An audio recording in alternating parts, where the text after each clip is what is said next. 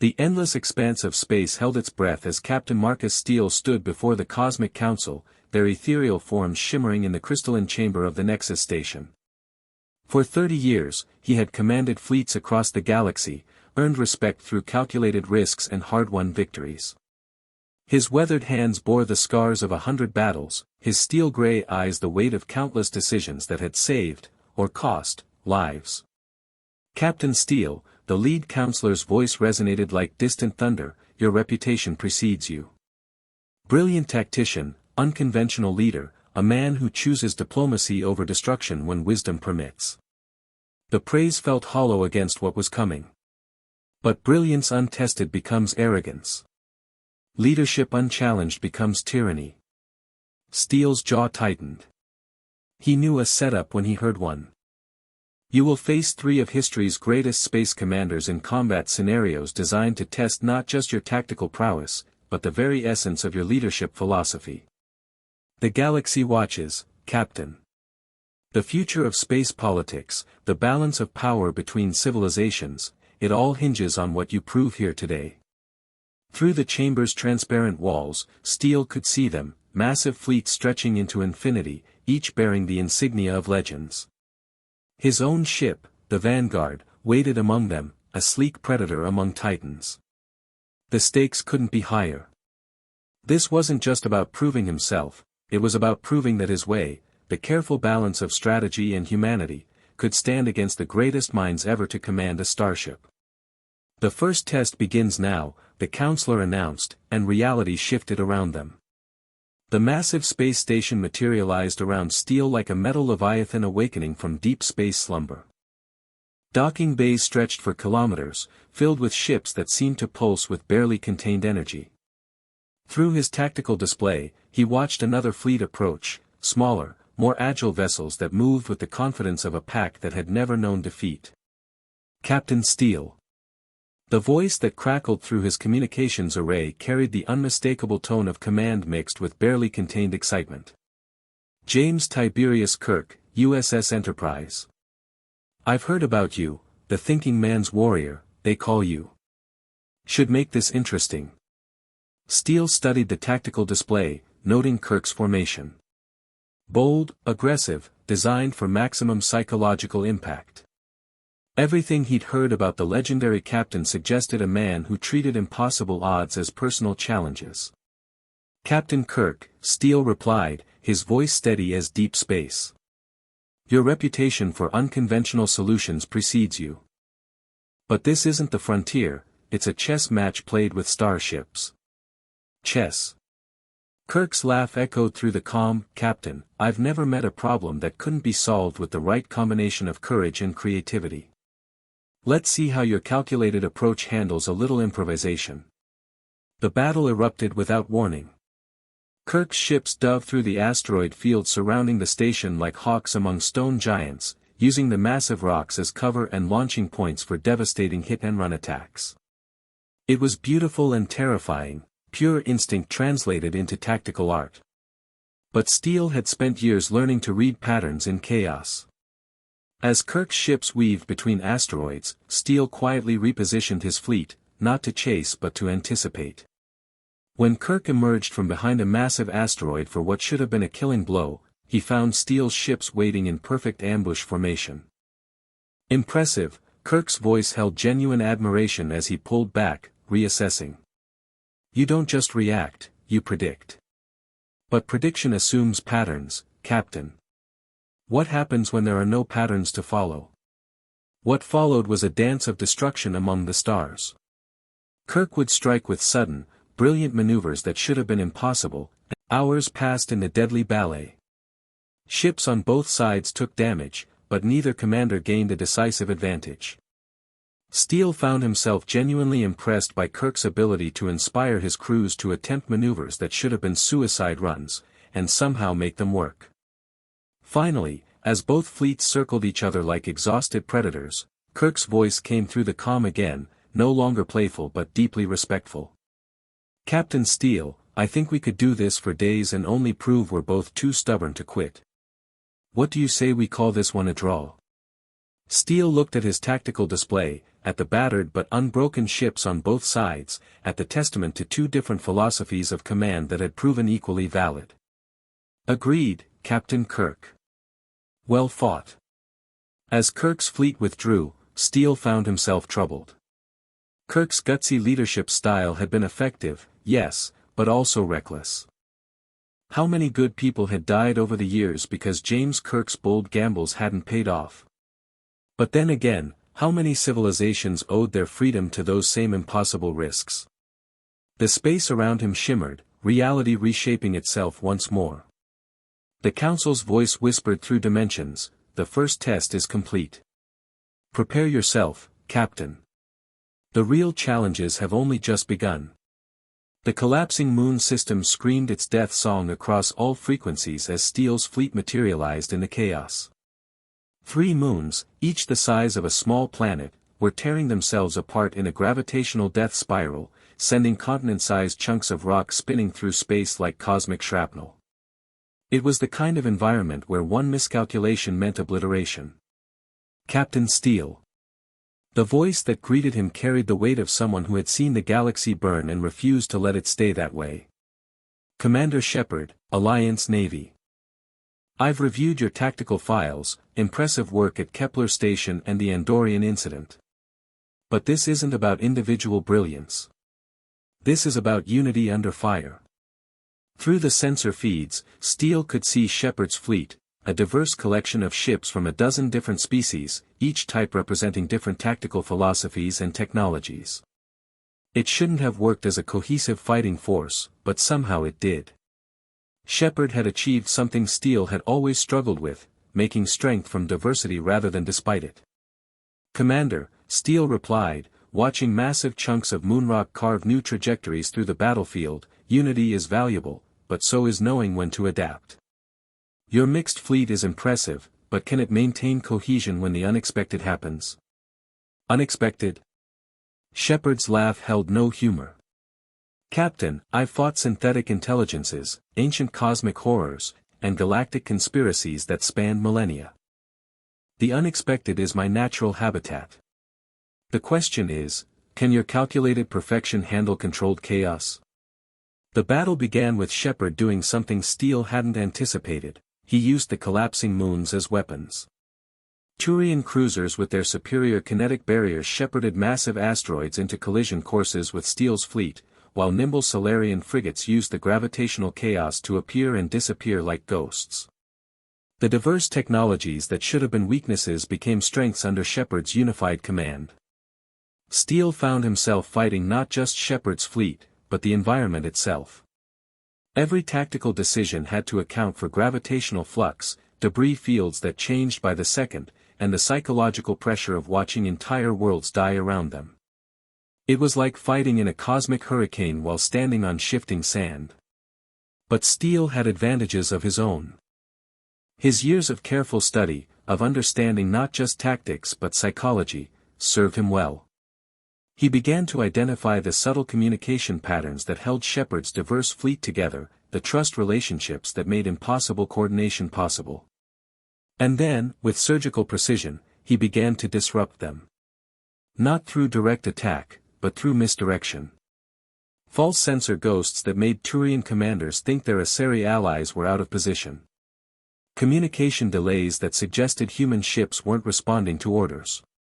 Nothing dramatic enough to break Shepard's fleet, but subtle enough to introduce doubt, hesitation, the kind of fractional delays that could turn victory into disaster in ship-to-ship combat. Clever, Shepard's voice carried grudging respect as his formation showed the first signs of uncertainty. Psychological warfare. "You're not trying to beat my ships, you're trying to beat my crew's faith in each other. Sometimes the strongest fortresses fall not to direct assault, but to doubt from within," Steele replied, even as he maneuvered his ships to take advantage of the tiny gaps beginning to appear in Shepard's coordination. But Shepard adapted with the fluid grace of someone who had spent years holding impossible alliances together. Instead of trying to maintain perfect coordination, he switched to a doctrine of purposeful chaos, each ship captain given broad objectives but complete tactical freedom. It was like trying to outmaneuver a school of fish, every time Steele thought he had them predicted, they moved in ways that made no logical sense but somehow worked perfectly. The turning point came when the largest moon finally succumbed to gravitational stress, fragmenting in an explosion that lit up half the system. In that moment of cosmic violence, both fleets found themselves fighting for survival rather than victory. Steele watched in amazement as Shepard's diverse fleet instantly reorganized, not around tactics or strategy, but around the simple imperative of saving lives. Turian ships used their superior armor to shield damaged human vessels. Asari biotics worked in concert with Salarian tech specialists to clear debris fields. Even enemy ships, Steele's own fleet, found themselves being pulled from danger by Shepard's people when they could have been left to die. "This is what unity looks like, Captain," Shepard's voice cut through the chaos as his flagship pulled alongside a crippled section of Steele's fleet. Not just coordination, but commitment to something bigger than victory. The battle ended not with surrender or strategic withdrawal, but with an alien force, massive, ancient, and utterly hostile, emerging from the cosmic debris.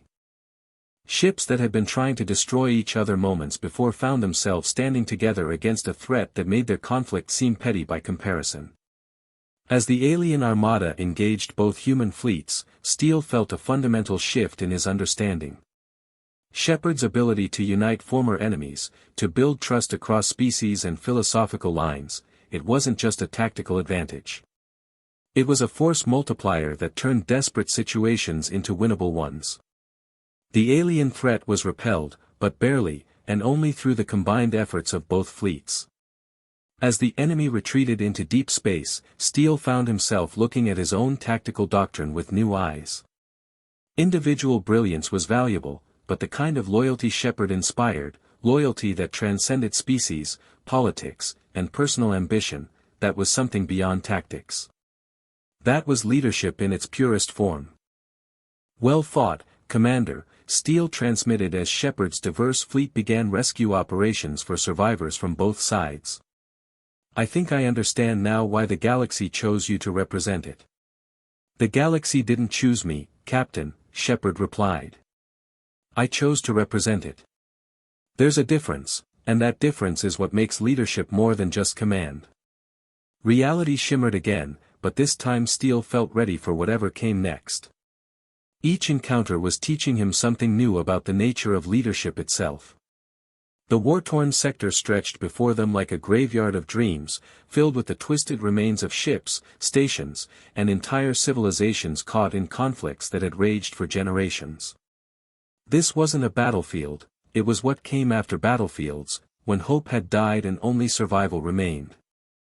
In this desolate expanse, Admiral William Adama's ragtag fleet moved like sharks in dark water, every ship a testament to the art of making do with less and somehow finding more. "Captain Steele," Adama's voice carried the weight of someone who had shepherded humanity through its darkest hour, "I've been watching your encounters.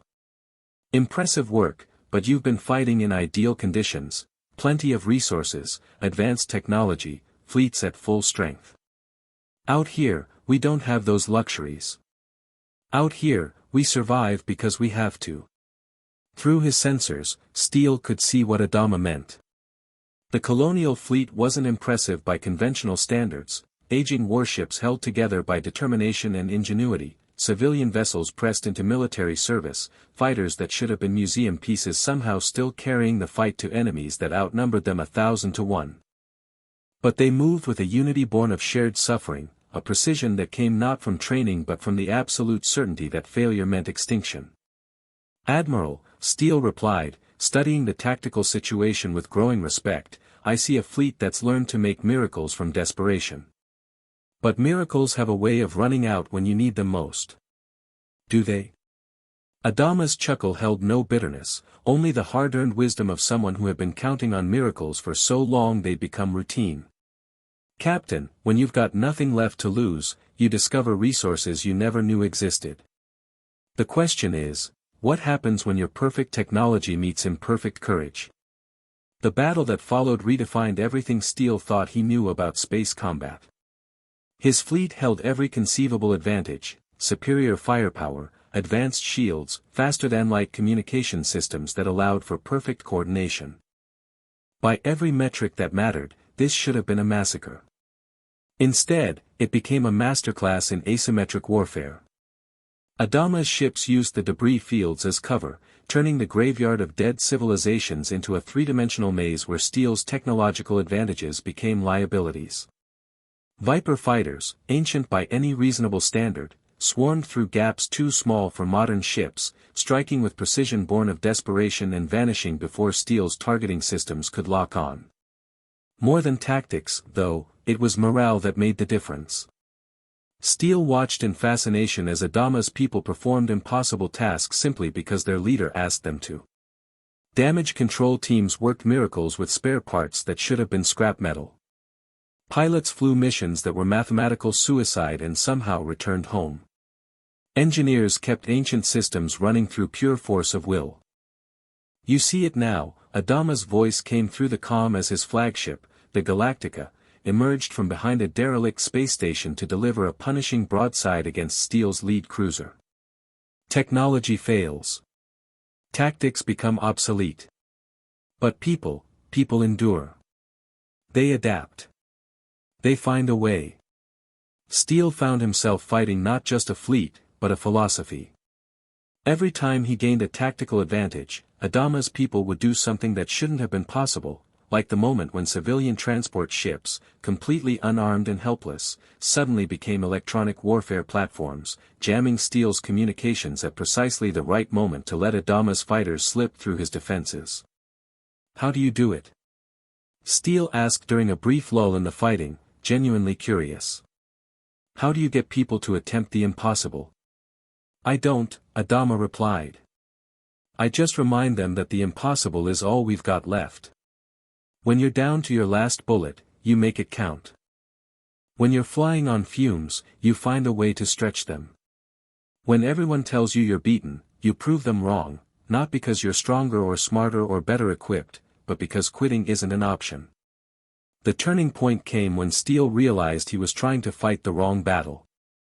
Adama wasn't defending territory or protecting strategic resources, he was defending hope itself, the idea that even when everything was lost, something could be saved. And against that kind of motivation, technological superiority meant nothing. In a moment of clarity that would define the rest of his career, Steele made a decision that surprised everyone, including himself. Instead of pressing his advantage, instead of using his superior firepower to end the engagement, he withdrew his fleet to a respectful distance and opened a channel. Admiral Adama, he said, his voice carrying new understanding, I yield. Not because you've outfought me, but because you've outled me. I came here thinking this was about tactics and technology. You've shown me it's about something much more fundamental. The silence that followed stretched across light years, filled with the weight of recognition. Two warriors, each representing different philosophies of leadership, acknowledging that some victories are worth more than winning. Captain, Adama's voice held a warmth that hadn't been there before, you've got good people on those ships of yours. They're following you into battle not because they have to, but because they believe in you. That's not something you learn from tactical manuals, that's something you earn, one decision at a time. As Adama's fleet moved away, not in retreat but in the purposeful manner of people who had places to be and duties to fulfill, Steele found himself fundamentally changed. He had always believed that good leadership meant making the right tactical decisions under pressure. Now he understood that true leadership meant inspiring people to make impossible decisions seem inevitable.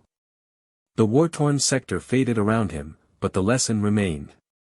Technology could be countered, tactics could be adapted, but the kind of loyalty that made people willing to follow you into hell itself, that was beyond price, beyond measure, beyond anything he had previously understood about command. The cosmic arena materialized around the assembled fleets like the dreams of gods made manifest, a vast sphere of space where the laws of physics bent to accommodate the ultimate test of leadership. Here, in this impossible place between stars, the greatest space commanders in history found themselves united not in competition but in desperate necessity. Captains, commanders, admiral, the Cosmic Council's voice resonated through every ship, every soul present. The test you believed you were taking was merely preparation. The real challenge now emerges from the void itself. Through sensors and viewports, they watched in horrified fascination as something vast and alien tore through the fabric of spacetime itself. Ships, if they could be called ships, emerged from rifts in reality, their forms defying description, their purpose unmistakably hostile. This was not a fleet in any conventional sense, it was entropy given form, destruction made manifest, the kind of existential threat that made all previous conflicts seem like children's games. The Devourers, the Council whispered, and even their cosmic voices carried fear. Ancient beyond measure, they have consumed entire galaxies. They have come for ours, and every civilization that calls this reality home faces extinction. Your test, Captain Steele, is no longer to prove your worth against legends, it is to unite them, to forge from different philosophies of leadership something greater than the sum of its parts. Steele looked around at the tactical display that now showed 4 fleets, his own, Kirk's bold expeditionary force, Shepard's diverse alliance, and Adama's survival-hardened remnants. Each represented a different approach to leadership, a different answer to the fundamental question of how to inspire others in the face of impossible odds. Gentlemen, Steele's voice carried across all comm channels, steady and sure despite the magnitude of what faced them, everything we've learned about each other, every lesson we've taken from our encounters, it all comes down to this moment. The question isn't who among us is the better leader. The question is, can we be better leaders together than any of us could be apart? Kirk's response came first, his voice carrying that unmistakable tone of someone who had turned impossible odds into personal challenges for so long it had become second nature. Captain Steele, I've seen what you can do with strategy and foresight. Shepard, your ability to unite diverse forces is legendary. Admiral Adama, you've kept hope alive when hope should have died. If we're going to face extinction, I can't think of better company.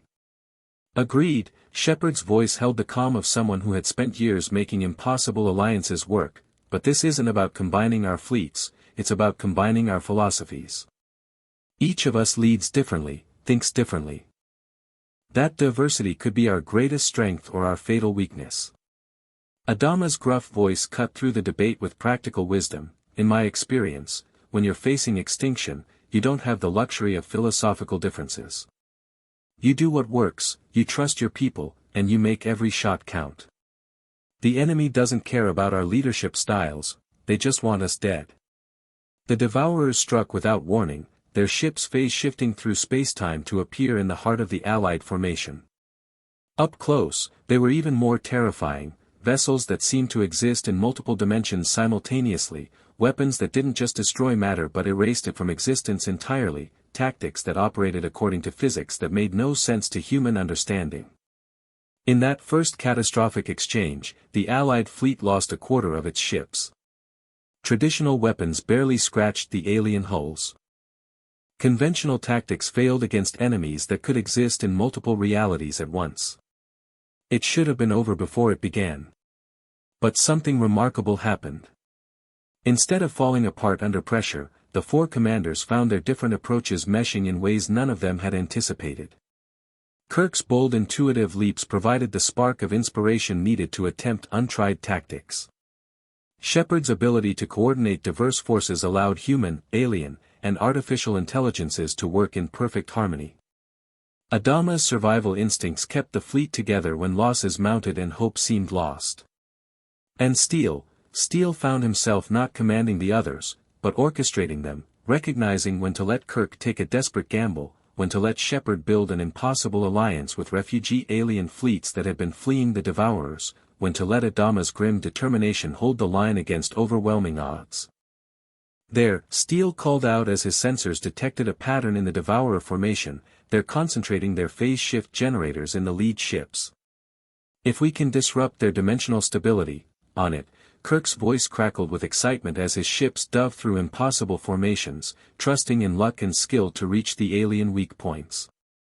I've got refugee fleets from 6 different systems joining us, Shepard reported, his voice tight with concentration as he coordinated species that had been enemies for millennia into a unified fighting force. They know the Devourer patterns, they can guide our attacks, my fighters can slip through their dimensional barriers, Adama added, his ancient vipers somehow finding ways to exist in the spaces between realities. Give me targeting data and we'll make every shot count. The battle that followed transcended everything any of them had experienced before. It wasn't just about ships and weapons and tactics, it was about 4 different philosophies of leadership creating something entirely new. Kirk's courage inspired impossible heroism. Shepard's unity forged alliances that shouldn't have existed.